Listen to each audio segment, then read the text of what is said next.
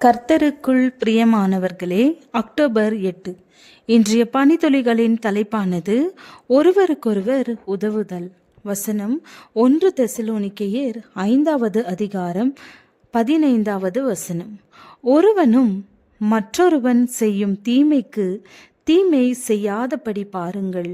உங்களுக்குள்ளும் மற்ற யாவருக்குள்ளும் எப்பொழுதும் நன்மை செய்ய நாடுங்கள்.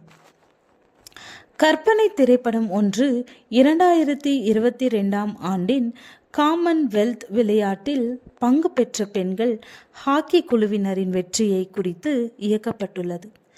அதன் ஒரு காட்சியில் அக்குழுவின் பயிற்சியாளராகிய ஷாருக்கான் அக்குழுவில் நட்பு மற்றும் குழுவாய் செயல்படுவதின் முக்கியத்துவத்தை வலியுறுத்துவார்.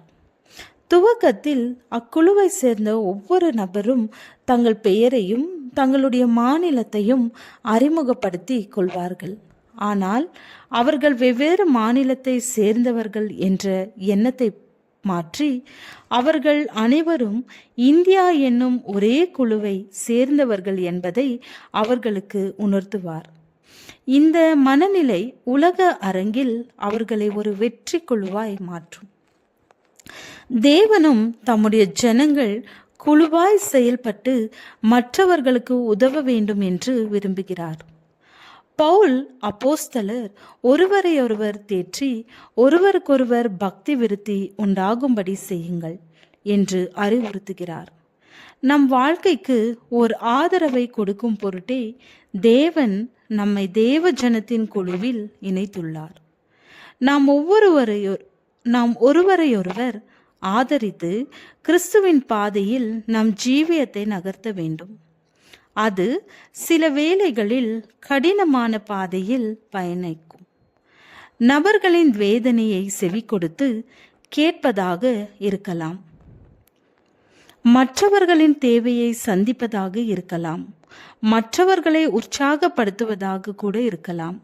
நாம் வெற்றியை கொண்டாடி ஒருவருக்காக ஒருவர் வேண்டுதல் பண்ணி ஒருவரையொருவர் விசுவாசத்தில் வளர உதவ வேண்டும். அவனவன் பெற்ற வரத்தின்படியே நீங்கள் தேவனுடைய பற்பல கிருபையுள்ள ஈவுகளை பகிர்ந்து கொடுக்கும் நல்ல உக்ரானக்காரர் போல ஒருவருக்கொருவர் உதவி செய்யுங்கள். 1 பேதுரு 4வது அதிகாரம் 10வது வசனம்.